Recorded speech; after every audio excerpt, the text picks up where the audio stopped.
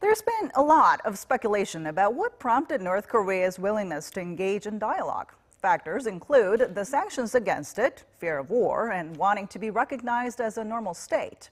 But whatever the reasons, what's important from now until the summit in exactly a week is how South Korea is going to approach it and how to maintain the peace momentum afterwards. And our Kim Min-ji met with the lawmakers who represent their parties on Parliament's Foreign Affairs and Unification Committees. South Korea's rival parties have in general welcomed the first inter-Korean talks in 11 years.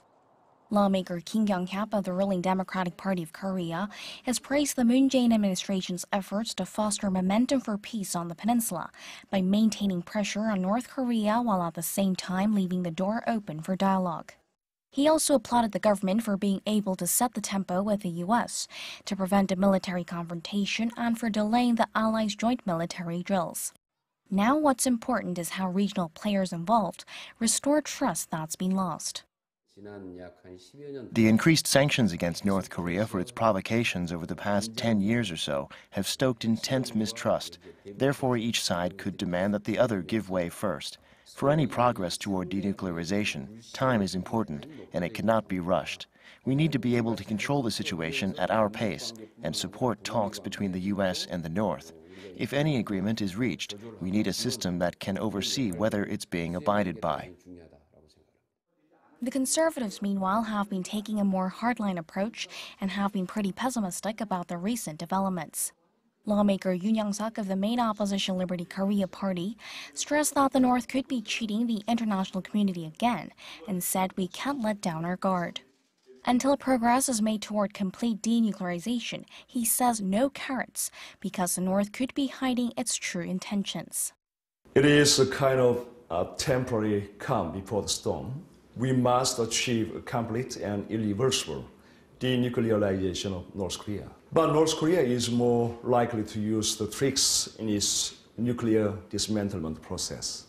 North Korea is only interested in easing international sanctions and throwing up rewards. After the summit talks, the sanctions and pressure should not be lowered until the complete denuclearization of North Korea is achieved. In the centrist Peninsula Party, lawmaker Lee Tae-gyu had a realistic but perhaps more hopeful view. He said while the concerns of the Conservatives are rational given past experiences, we can't allow those suspicions to keep talks from being held at all. He added that the international community is not going to tolerate any more tricks on Pyongyang's part, and that North Korea probably knows it, pointing to its statement that there would be no need to have nuclear weapons if the U.S. ends its hostilities. And with a string of important summits coming up, he stressed Seoul's role becomes extra important from here on. Now it shouldn't be about who is in the driver's seat. What's important is solving the denuclearization issue. Whether in the driver's seat or the passenger seat, the important thing is that they keep the car moving along the path of denuclearization. The South Korean government can't worry about being the one behind the wheel.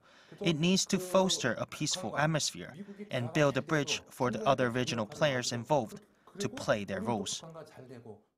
The general consensus for now is that we shouldn't be overly optimistic and that it's important to maintain a balanced yet strong posture.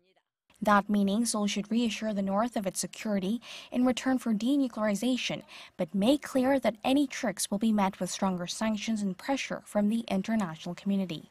Kim Min-ji, Arirang News.